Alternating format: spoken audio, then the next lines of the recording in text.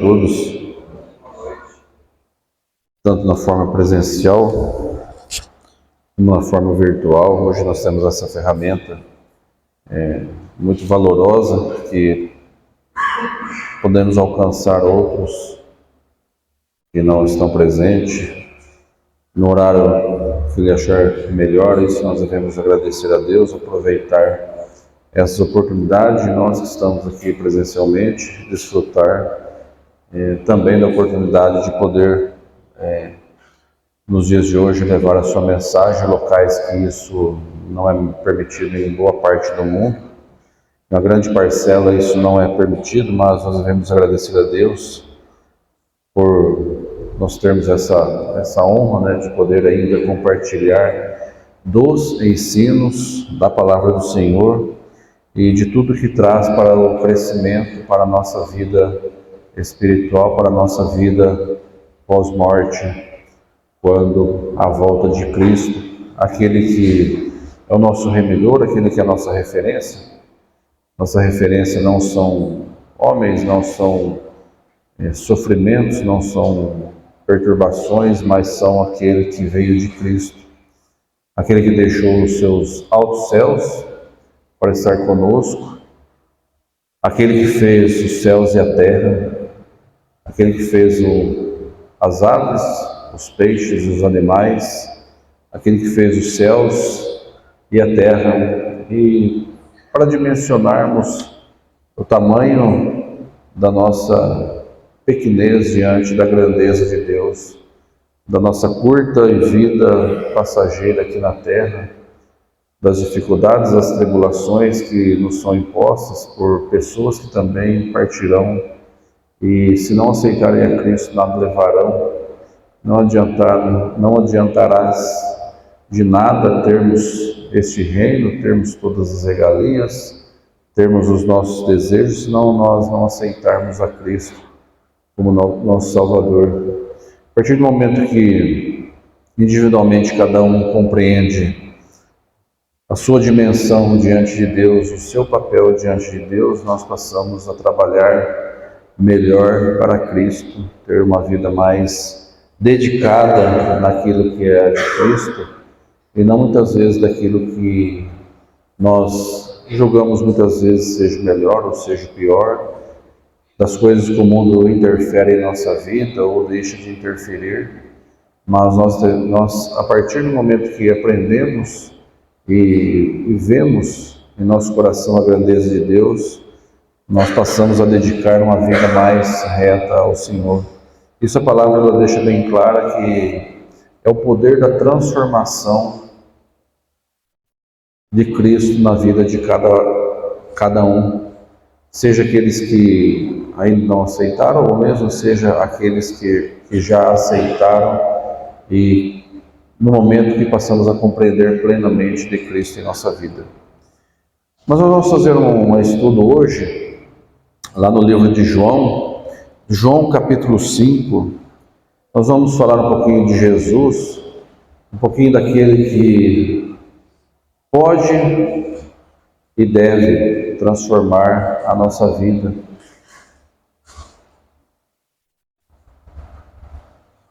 É intitulado ali o tanque de Betesda. Todo mundo já conhece o relato do tanque de Betesda, do que ocorreu naquele local. O milagre de Cristo, de todos os milagres que Cristo fez, de todos os milagres que Cristo realizou em sua passagem fisicamente como Deus aqui na terra.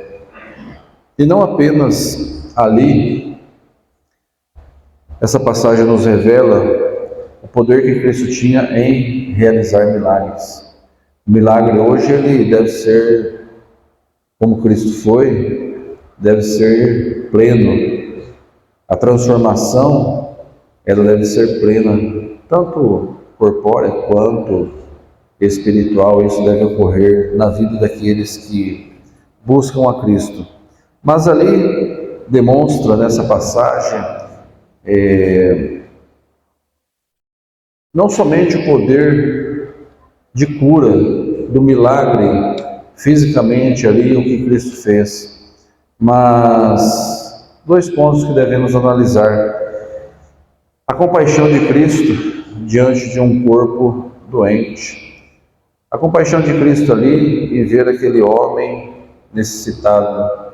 E também em Cristo ver ali uma alma aflita.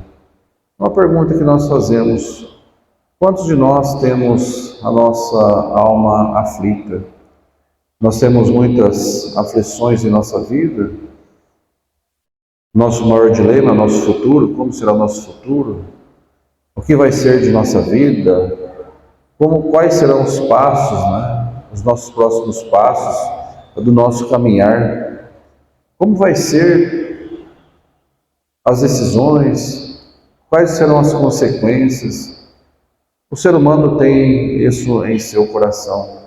Nós temos não só conosco, mas também nós temos com os nossos filhos, com os nossos próximos, com a nossa vida pessoal, profissional, seja lá o que for, nós temos as nossas aflições. E até o dia da nossa partida, nós não teremos uma paz plena.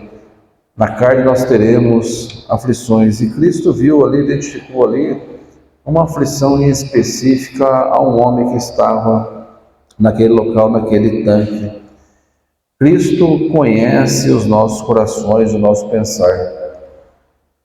Nem nós mesmos conhecemos o nosso coração plenamente, muito menos o nosso pensar, na nossa irracionalidade. Muitos dizem: eu perdi minha cabeça, perdi o controle.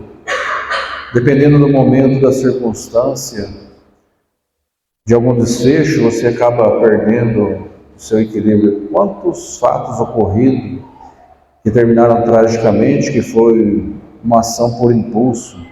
E muitas vezes nós falamos assim: se eu tivesse pensado melhor, não teria feito isso. O arrependimento, digamos assim. Mas Cristo sabe de todas as nossas intenções. Cristo conhece o nosso coração, a qual nós mesmos não conhecemos na plenitude do nosso coração. Mas Cristo sabe aquilo que tem em cada coração, aquilo que está em cada pessoa, aquilo que está em seu pensamento, no que nós estamos pensando agora, no que nós estamos, se nós estamos aqui, se nós estamos em outro lugar. Mas Cristo sabe de cada um de nós, da intenção, daquilo que nós estamos passando nesse momento. Tanto das coisas boas, quanto das coisas ruins. E aquele homem estava ali naquele tanque. E qual era a perspectiva de vida daquele homem? Qual que seria o fim daquele homem? Um homem que estava há 38 anos à beira de um tanque à espera do milagre. Quando aquele homem partisse daquela maneira que ele estava, um paralítico, não se locomovia e também não tinha forças nem para se mexer, muito ao menos para se jogar de um alpendre, que era uma quina, um pilar. O que aquele homem levaria da sua vida? Aquele corpo doente, aquele corpo inválido, digamos assim. Ele tinha apenas seu raciocínio, mas o seu corpo ali, ele não tinha todas as suas funções funcionando plenamente. E o que aquele homem levaria daquele corpo doente? Também de ruim, mas também de bom que nós fazemos. O que nós levaremos do nosso corpo, das nossas obras que nós fazemos, ou das nossas penitências? Olha, eu sofri uma privação, eu sofri uma reserva, eu fui excluído, eu fui cancelado, como se diz aí. Olha quanta dor eu passei, olha quantas perdas eu tive na vida. Perdi fulano, perdi ciclano, tinha muitas amizades, perdi tudo. Ou, pelo contrário, olha quantas coisas boas eu posso e faço, minhas boas condutas, eu quero ser uma boa pessoa. Tudo que nós fazemos em busca de uma troca. tudo aquilo que nós fazemos em busca de uma troca não tem um resultado salvífico favorável, mas tudo aquilo que nós fazemos de coração e tudo aquilo que nós fazemos para com o Senhor, aí isso terá o valor para quando nós entregarmos a nossa vida ao Senhor. A Escritura nunca fala que boas obras ou más obras ou coisas boas ou coisas ruins que nós passamos em nossa vida, nós teremos para galgar um lugar ao céu. Somente um caminho, e esse caminho é Cristo. João mesmo, lá no seu capítulo 14, diz que Jesus é o caminho, a verdade e a vida. Ninguém vem ao Pai senão por mim. Ninguém vai a Cristo por meios próprios. Ninguém vai a Cristo por meios de um santo. Ninguém vai a Cristo por uma instituição dita ser o único meio para levar ao céu. Mas é algo individual, a qual nós devemos seguir aquele caminho, e esse caminho é chamado Cristo. É o único caminho que nos leva. O que nós fazemos não terá valor para a nossa salvação. Nem mesmo a repetição das orações, das rezas, que o povo judeu, quando saiu do Egito, ele tinha essa prática de fazer as repetições. E Deus deu lá os mandamentos, e Cristo também, em Mateus, fala da oração não de forma repetitiva, mas Cristo quer o nosso coração. Não quer mais nada, o nosso coração e o aceite dele por este caminho. Mas voltando ao tanque, Cristo era o homem para aquela pessoa enferma. E nesse local Cristo demonstrou ali toda a sua autoridade e toda a sua soberania. Cristo demonstrou a sua autoridade para curar aquele homem, a sua soberania para dizer que ele ali era o Senhor do sábado, porque Cristo ali fez aquele milagre em um sábado. E alguns aspectos que nós podemos analisar aqui em João 5, quando ele fala do tanque de Betesda. A graça de Deus na imensidão, o tamanho da graça de Deus. Daquele homem que não tinha como se locomover para se jogar em um recipiente. Fala da fé daquele homem.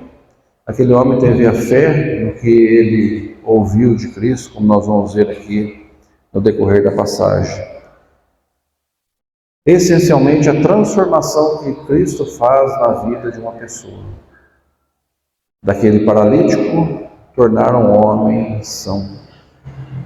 O homem não precisou nem ser jogado à água, apenas Cristo ali falando com ele, o poder da transformação. Não são curados pela carne, mas pelo coração que nós aceitamos a Cristo. E fala de uma vida antiga daquele homem e depois de uma nova vida que aquele homem teve em anunciar a Cristo. Anunciar aquele que salvou. Importante também, irmãos, que ressaltar que em muitas situações adversas, muitas vezes nós reclamamos da nossa situação. Aquele homem era aleijado há 38 anos, aquela dificuldade. Muitas vezes nós passamos também por dificuldades. Eu estou sofrendo privações, estou passando por um momento difícil no serviço, estou passando por um momento difícil na família. Situações difíceis, irmãos, e adversas que propiciam a conhecer a Cristo. Uma cena hipotética.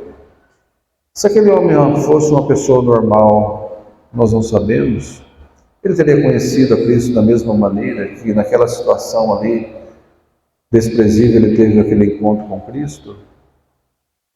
Se ele fosse um cidadão comum, nós vamos ver aqui que Jerusalém estava lotada porque era dia de festas. Ele teria um encontro com Cristo. Muitas vezes situações adversas podem nos favorecer a ter um encontro com Cristo. Um dia de grande tempestade, uma pessoa pode se refugiar dentro de uma igreja e ouvir o Evangelho do Senhor. Uma situação adversa, que era uma chuva, e pode trazer uma pessoa para ouvir o Evangelho e aquela pessoa aceitar. Uma situação de um velório, uma pessoa que ouve ali, que não estaria ali se não fosse por aquele momento, estar ali para ouvir do Evangelho. Situações que nos levam a conhecer, situações que nos levam a aprimorar, situações que nos levam a crescer mais em Cristo.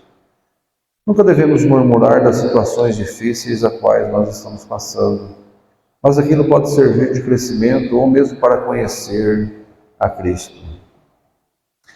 E aquele homem naquela situação, há 38 anos, ele estava à beira daquele poço, daquele tanque, aguardando algo que por ele só não seria possível. E esperava o bem de alguém, alguma pessoa ali para fazer uma boa obra, para empurrar ele para dentro, também não apareceu. Quanto tempo, irmãos? 38 anos e não teve ninguém para ajudar aquele homem. Um homem conhecido, todos sabiam que aquele homem estava ali e não apareceu ninguém para que jogasse aquele homem dentro do tanque quando os anjos ali agitavam a água. Para vermos como o coração do homem é ruim. Será que não tinha ninguém ali para falar assim, esse homem aqui já está 10, 20, 30, 38 anos aqui, vamos colaborar com ele. Mas não foi assim que aconteceu. Mas aquele homem não desistiu. Ele aguardou e aquele homem sabia de onde viria a sua cura. Não eram os médicos, não eram demais homens, não era ninguém. Mas era quando o anjo descesse aquele tanque e movimentasse as águas. Esse homem teve a fé para esperar ali 38 anos. Ele sabia que ali a cura viria. Imagina o desespero daquele homem quando a água era agitada e ele via que o primeiro já tinha pulado na água e ele tinha perdido a vez dele. Desapontado, triste, mas ainda ele mantinha ali uma esperança de poder entrar naquele tanque quando as águas eram agitadas. E o sacrifício e o seu milagre, ele veio através de Cristo. Os milagres, irmãos, não era algo prometido, era algo instantâneo e era algo perfeito. Imaginemos hoje nós dormindo às 5 da manhã, aí você levanta, você sai andando normalmente, você sai andando já, parecendo que você está correndo uma maratona, você acorda meio, não sei se é a idade também, né? Acorda meio escorando, meio, né? Mas aquele homem, nós vamos ver aqui na decorrer da leitura, que aquele homem já saiu andando. Os que passam por cirurgias, tem a fisioterapia, né? A Marli pode explicar melhor para a gente. Tem toda uma fase de readaptação, de confiança, de equilíbrio, mas aquele homem já saiu andando. O milagre de Jesus era perfeito, instantâneo e sem promessa. E assim foi feito com aquele homem. E nós vemos ali no versículo de João 5, 1, vamos ver o seguinte: Depois disso havia uma festa entre os judeus e Jesus subiu a Jerusalém.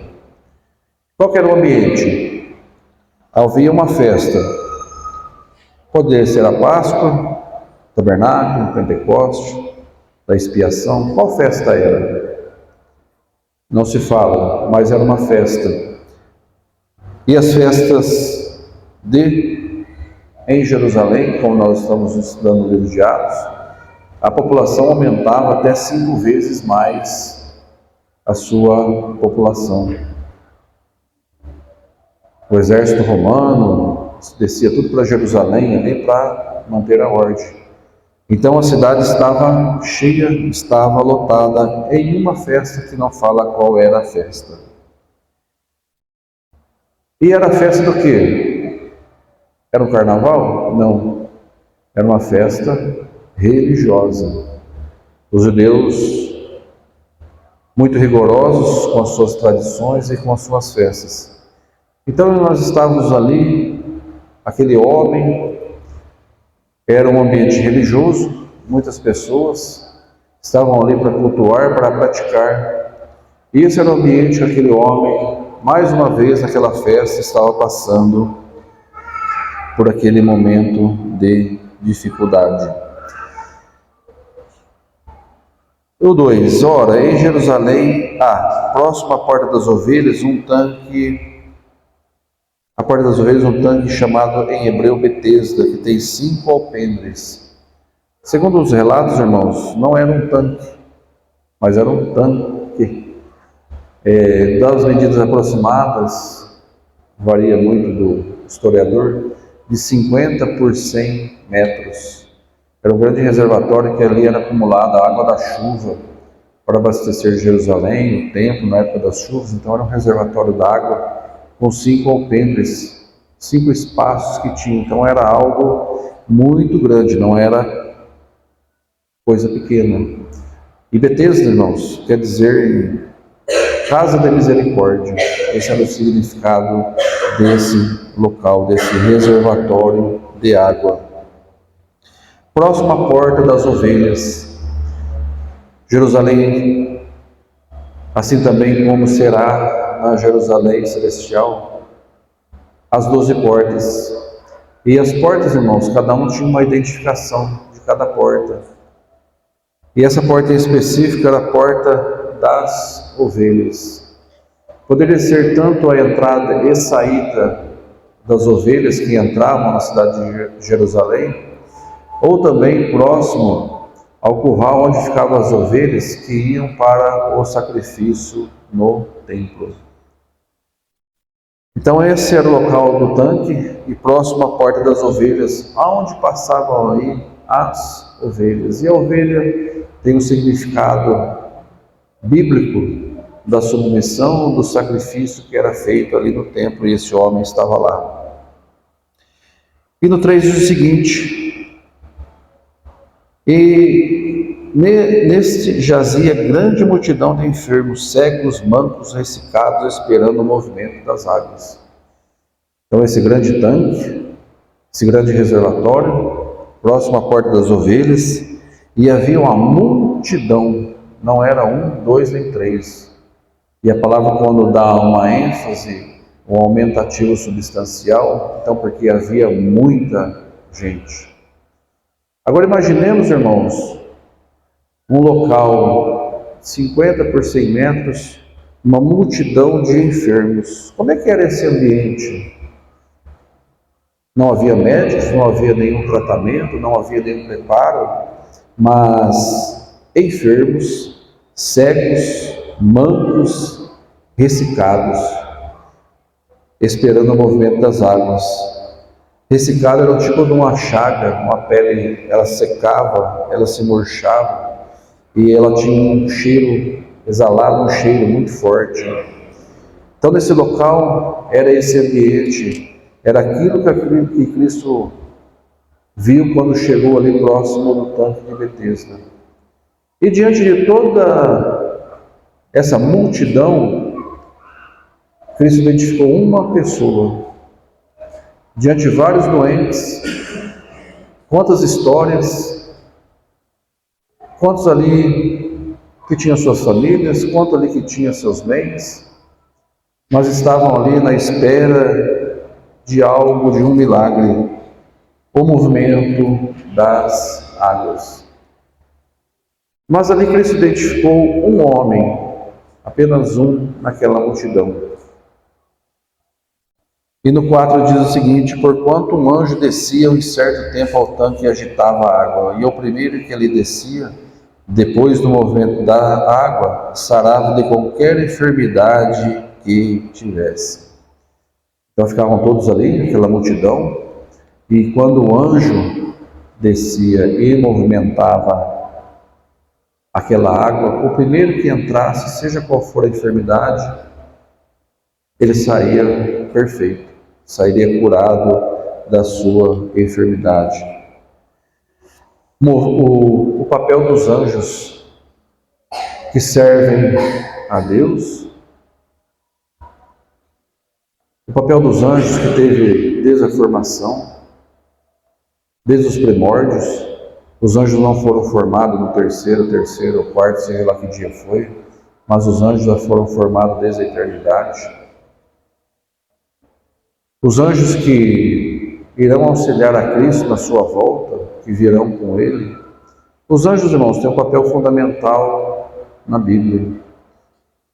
Muitos doutrinadores fazem muitas questões ou muitas dúvidas com relação aos anjos.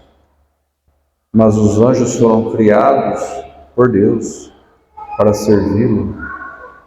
E o homem, na volta de Cristo, julgarão também esses anjos que deixaram a glória do Senhor juntamente com Satanás. Mas os anjos têm um papel importante, irmãos. E aqui, quando descia, era um anjo que movimentava aquelas águas e a pessoa saía curada. E o 5 diz: e havia ali um homem que havia 38 anos e que se achava enfermo. 38 anos aguardando o anjo movimentar as águas. Quanto tempo! E Jesus, vendo este deitado e sabendo que estava nesse estado há muito tempo, disse-lhes: queres ficar são? Foi uma pergunta ali que Jesus fez. Queres ficar são? Dentre muitos, dentre a multidão, Jesus pergunta àquele homem.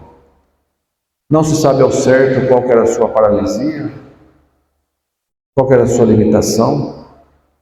Não se fala o nome desse homem, não tem uma identificação desse homem. Apenas o paralítico do tanque de Betesda. Era um homem que já estava há muito tempo, de uma doença incurável. E Jesus perguntou se aquele homem queria ser curado. E qual foi a resposta de imediato daquele homem? Não, eu quero ficar são. Foi a primeira resposta daquele homem? Aquele homem respondeu o seguinte: o enfermo respondeu-lhe: Senhor, não tem homem algum que, quando a água é agitada, me ponha no tanque, mas enquanto eu vou, desce outro antes de mim. Aquele homem sentiu a tranquilidade diante de Cristo. Ele não respondeu de imediato: não, eu quero. Aquela ansiedade. Mas ele descreveu a sua situação. Senhor, eu quero, mas quando o anjo movimenta as águas, outro entra na minha frente. Jesus entendeu ali a resposta daquele homem. E no 7 Jesus disse-lhe: levanta, toma o teu leito e anda. Voltando ao versículo 6, irmãos. Queres ficar são? Algo que perturba em nossa vida, algo que desejamos muito, uma enfermidade, uma dor, um problema. E chega Jesus e te pergunta: você quer ser curado? Você quer uma intervenção divina na sua vida? Aquilo que nós almejamos? Cristo ali está dando uma oportunidade a nós. Mas isso só vem se nós quisermos. Jesus pergunta a nós. A palavra do Senhor é extensa. Queres ser curado? Queres a salvação? Queres andar comigo? Quer uma vida reta para comigo? E qual é a resposta que nós damos às mais variadas perguntas que Cristo faz em nossa vida? Nós aceitamos, nós correspondemos e nós afirmamos positivamente todas as dificuldades em nossa vida ao Senhor por um sim? Nós fazemos essa opção em responder a Cristo pelo sim, pela sua iniciativa, pela sua conduta para com Ele. Cristo entendeu o que aquele homem estava dizendo. Nós estamos respondendo a Cristo também no mesmo intuito, no andar e no aceitar a Ele em nossa vida? Aquele homem, se ele respondesse ou não, Deus não daria a cura para ele. Deus não obriga ninguém a andar com ele. Deus não obriga ninguém a aceitar a ele. Deus não manda a salvação incondicionalmente ao homem, como diz a doutrina da graça. Não, você é o escolhido, você vai aceitar por qualquer meio, nem que a pessoa não queira. Deus sabe daqueles sim que vão aceitar, mas nós temos o nosso livre-arbítrio de aceitar ou não. Aquele paralítico aceitou em seu coração a cura que Deus ali estava te dando a ele. E que Cristo tem oferecido a nós temos aceitado plenamente como aquele homem aceitou? Nós estamos cansados e oprimidos? Lá em Mateus 11, 28, não precisa ir, eu vou ler. Vinde a mim todos que estáis cansados e oprimidos, e eu vos aliviarei. Cristo está chamando nossas dificuldades, servir a Ele na plenitude. Cristo está à porta e bate. Cristo vê o pecador. Cristo vê os necessitados. Cristo tem compaixão e oferece muitas oportunidades em nossa vida para andarmos em seus ensinos, em seu caminho. Depende de aceitarmos a sua proposta. E no verso 8, Jesus disse: levanta-te, toma o teu leito e anda. Num sábado, aquele homem levantou, pegou ali seu leito, uma cama e andou. Estamos no mesmo propósito daquele homem em aceitar as condições que Cristo nos dá. Nós estamos aceitando a cura de Cristo em nossa alma, em nosso servir para com Ele. Levantarmos e andarmos para com Cristo. Andar nos seus caminhos, andar nos seus ensinos. Nos libertarmos da nossa cama. Muitas vezes nós estamos em uma cama, estamos paralisados no Senhor. Mas Cristo pergunta: se queres ficar curado. Se queremos a liberdade em Cristo, Cristo é o nosso libertador. Verso 8 diz o seguinte: logo aquele homem ficou são, tomou o seu leito e andava, e naquele dia era dia de sábado. Então os judeus disseram: aquele que tinha sido curado é sábado, não te é lícito levar o leito? E ele respondeu e disse: aquele que me curou, ele próprio disse: toma o teu leito e anda. Perguntaram, pois, quem é o homem que te disse: toma o teu leito e anda? E o que fora curado não sabia quem era, porque Jesus se havia retirado em razão daquele grande lugar, daquele lugar haver grande multidão. Depois, no verso 14, Jesus o encontrou no templo e disse: eis que jaz a estação, não peques mais, para que não te suceda alguma coisa pior. E aquele homem foi e anunciou aos judeus que Jesus era o que curava. Do verso 9 ao 13 entra ali a questão do sábado, da discussão ali dos religiosos que priorizam mais as leis e os costumes do que a fé, do que a cura que Cristo lhe oferecia. Mas ali no verso 14, aquele homem encontrou com Cristo.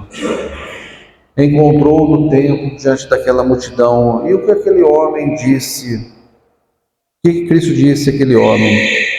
Eis que já é estação, não peques mais, para que não te suceda alguma coisa pior.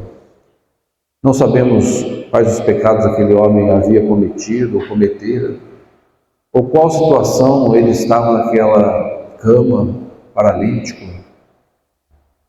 O que ele fazia naquele tempo, naqueles 38 anos, a palavra não fala, mas Jesus disse: não peques mais, para que não te suceda alguma coisa pior.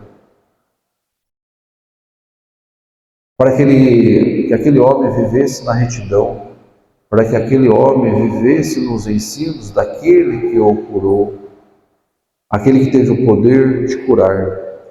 E aquele homem foi e anunciou aos judeus que Jesus era o que curava.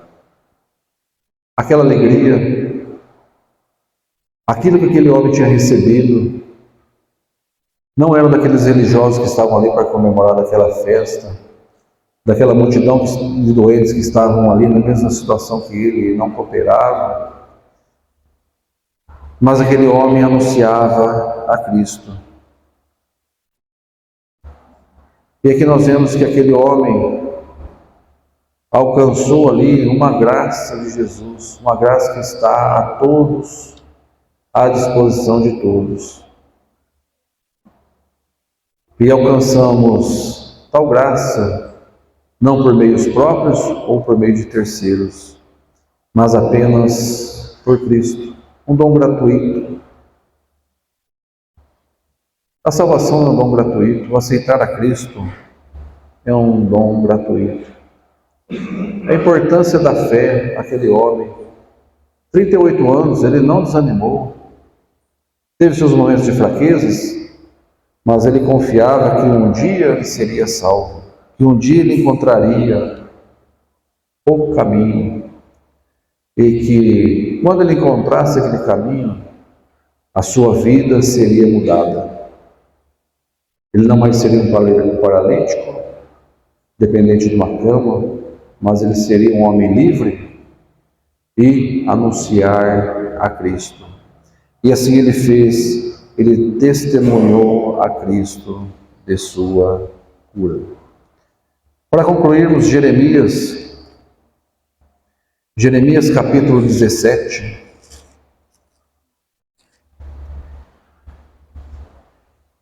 Aproveitar até o último momento para recebermos a cura de Cristo de nossa alma. Jeremias 17,14 diz o seguinte: um pedido que ele fez, Jeremias fez a Deus. Cura-me, Senhor, e sararei. Salva-me e serei salvo, porque Tu és o meu louvor.